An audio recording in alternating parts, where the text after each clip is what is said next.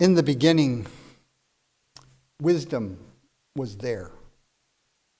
Long ago, before the Big Bang, before reality was constructed, before the universe evolved in such a way that it gave birth to self-reflective creatures capable of seeing the pattern, of articulating awe, of communing through its flesh with eternal spirit.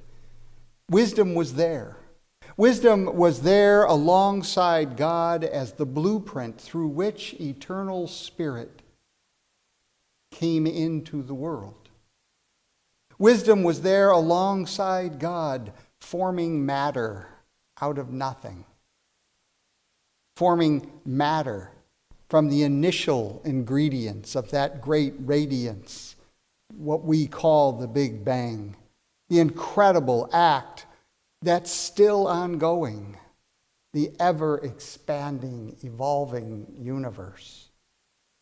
In the beginning, wisdom was there with God, remains with God.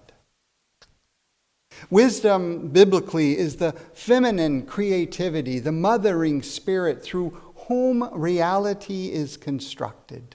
Wisdom is the builder of the web of possibilities. Wisdom is the bridge that connects self-reflective creatures like ourselves, outgrowths of that great radiance, creatures made from stardust. It's wisdom that bridges the distance, connecting matter to eternal spirit. It is wisdom, the feminine creativity of God, that facilitates our communion. I think most of us know that throughout human history, our understanding of the experience of God evolves and it changes. What began as existential questions about thunder and lightning and death became existential questions about securing my tribe against other tribes. Rituals emerged alongside a priestly hierarchy schooled in the mysteries of interacting with the gods. Religion evolved into transactions with the God.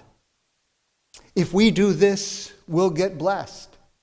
But if we do that, we'll get squashed. What we know as Israel, a name which itself means wrestler with God, what we know of them is that they evolved out of an experience of utter destitution when all was lost and no hope was to be given. They were enslaved by the Pharaoh of Egypt. But then something happened. The powerless who had no hope received hope. Those who lived in permanent midnight awoke to an awakening dawn.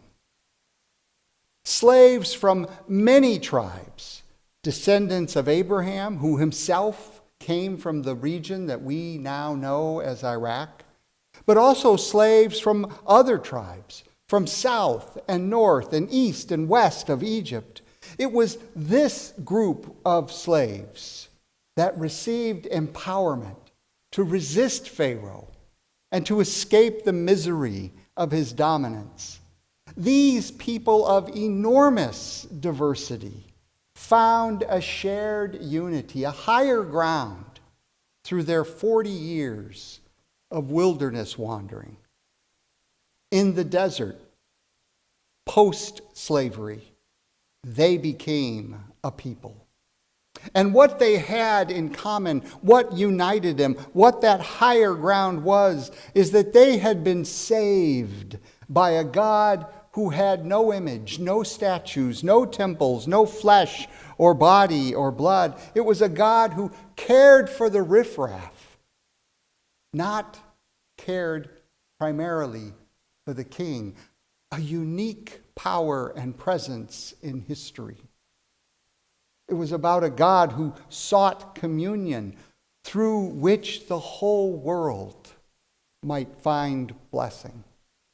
These freed slaves were invited to become God's image, to represent God's image.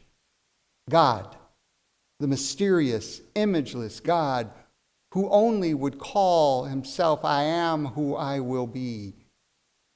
This God called these people to represent him to the world. In the beginning was wisdom, and through wisdom the great radiance emerged, and reality itself came into being. Eternal Spirit gave birth to matter and form. In Israel's beginning, liberation from trauma gave birth to a people who would shape and change the world. Jesus came out of this Hebrew heritage. He was shaped by its idealism that the imageless God would one day liberate every people from every Pharaoh. Indeed, at his birth, it was his mother who cried out in song, God has brought down the powerful from their thrones and lifted up the lowly. God has filled the hungry with good things. Jesus himself was raised by this fireball mom, even as they themselves lived in dangerous times, times of affliction by a new Pharaoh named Caesar. And yet they lived as an embodiment of the communion between flesh and spirit. Now Jesus, according to his own teachings, saw himself as a wisdom sage. And the early church, as the text that we read this morning, certainly saw Jesus as the embodiment of this wisdom. Jesus was formed through the Jewish tradition of nonviolent persistence, a fundamental trust that eternal Spirit would heal the raging terrors of human beings who continually warred with and oppressed the earth. Jesus lived within the path of compassion, an ongoing attitude that rejected the dualism of tribal thinking, of us against them and clean against unclean. That whole way of life was something Jesus discarded. Instead, he saw that every bush was ablaze with the glory of God, the glory of the great radiance, the glory of wisdom's creativity. Jesus was at home in his mother's world. His soul was taught to continually magnify eternal Spirit and to rejoice in the God of freedom and of liberation. He was taught to trust that when there was no way, a way could be found. Because reality itself was built in such a way that the moral arc of history will bend towards an emerging, deepening justice. Reality itself was radiant with the presence of God. Wisdom could always be found by those who would seek. Today we live in the spiritual season of Advent, and following in the way of Jesus, we live in a rhythm of expectant anticipation. Remember when you were a kid? And the closer that Christmas came, the more hope and expectation would be inspired from within. Your heart would beat faster and harder. You would anticipate that something fantastic, Something beyond your expectation was coming. I still can remember myself and my sisters trying to simply calm down and get to sleep on Christmas night, and how we would invent excuses to walk through the living room because we knew that there were already some gifts under the tree, but we knew that before the morning came, other gifts would be there. And I remember the above the bar Christmas, where all three of us came downstairs to find bikes awaiting us.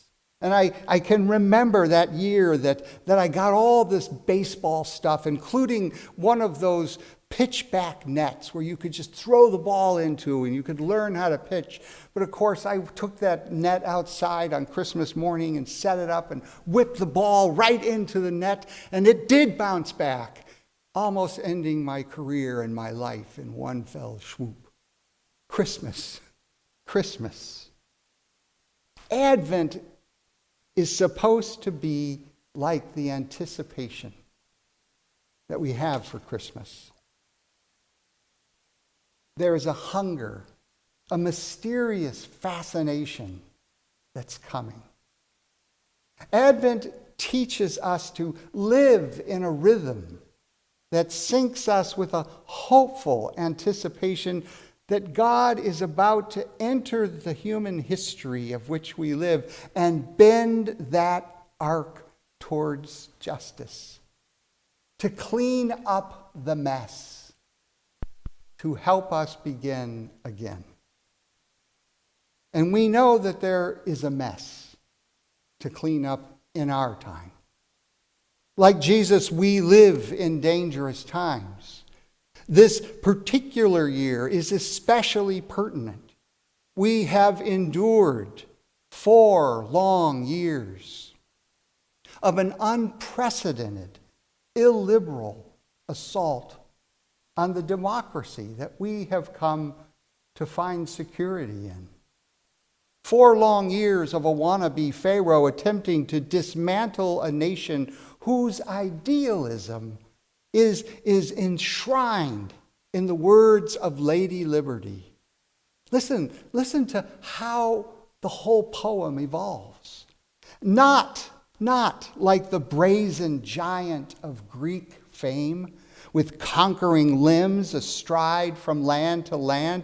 Here at our sea-washed sunset gates still stand a mighty woman with a torch, whose flame is the imprisoned lightning, and her name, Mother of Exiles. From her beacon hand glows worldwide welcome.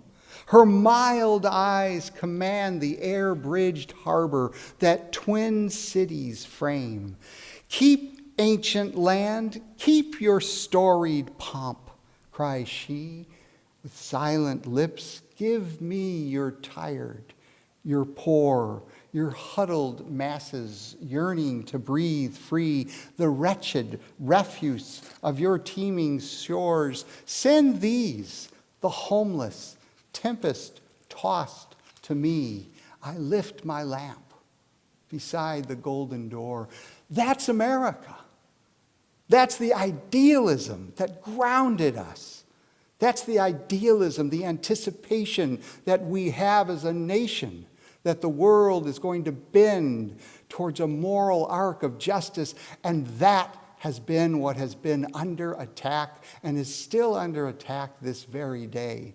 We live in dangerous times, not from enemies across seas, but enemies right here at home. And we're not unique. This same kind of assault as we've seen and see happening in Russia and Hungary and Poland and Brazil. It has infected our people, turning us against each other. It's poisoned a major American political party. It has partnered, not only here, but in all those nations I just named. It has partnered with a heretical form of Christianity, a form that seeks power and domination over others. It's dangerous times that we live in. we celebrate in the midst of that danger. That this election gave us a little breathing space. We did manage to shut the front door, but we know that there are many windows, especially in the basement, through which the assault can continue. But our Advent hope, that spiritual rhythm that we seek to link ourselves up with, is that in this breathing space, light will pierce the darkness so that true change of attitude, of values, of policies, change of how we treat each other and respect each other and value each other, true change will birth a renewed cultural peace so that wisdom can come and live among us and live within us and live through us, for the glory of this imageless God who desires our well-being and not our destruction.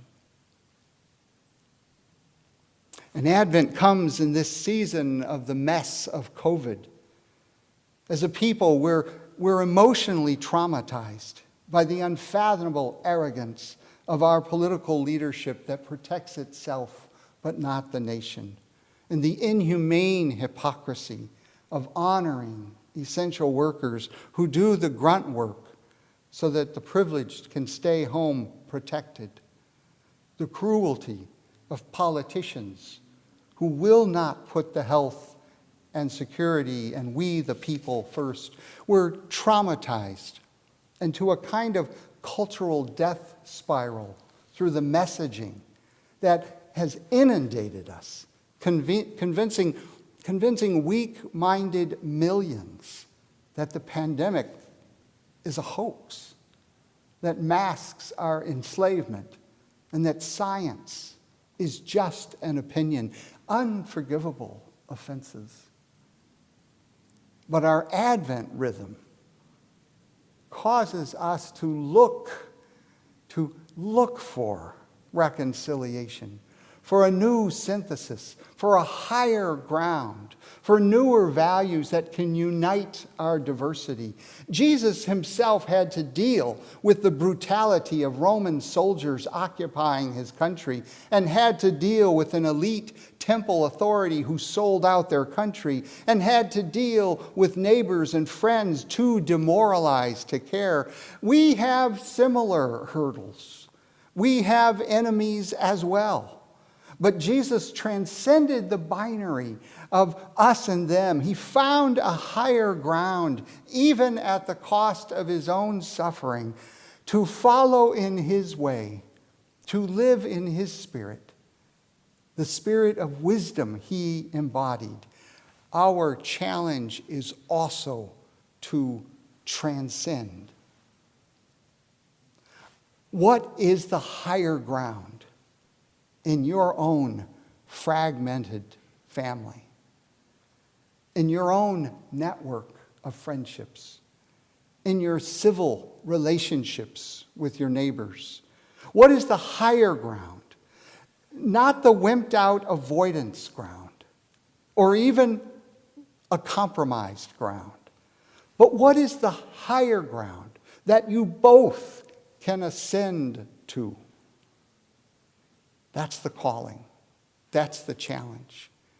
If God can create the great radiance, what of wisdom in us can create reconciliation, repair, hope?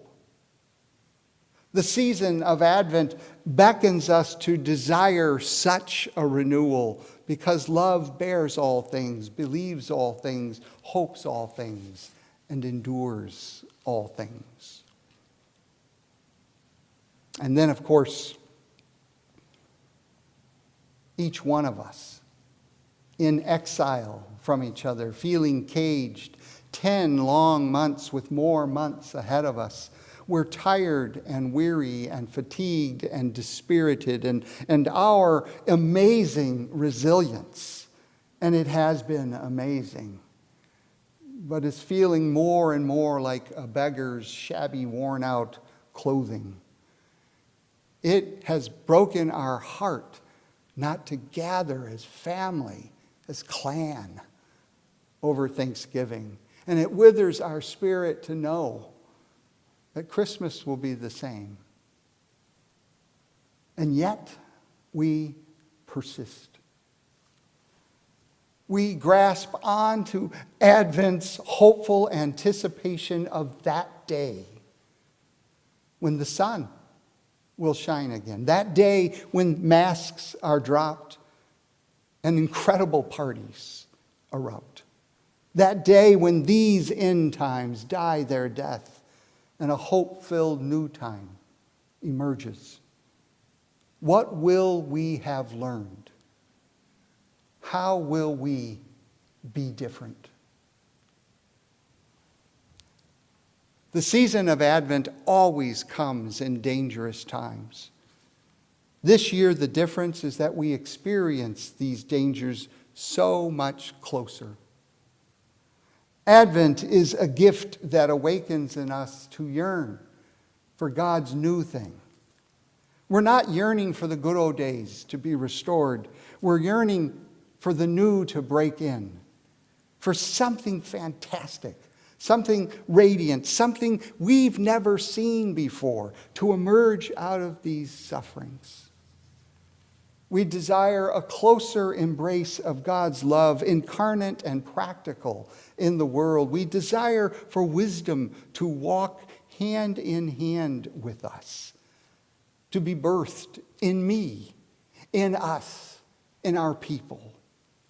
We desire the coming of Christ as embodied wisdom, not abstractly, but alive in us, through us, evolving the world, transforming it into a new creation through me, through us.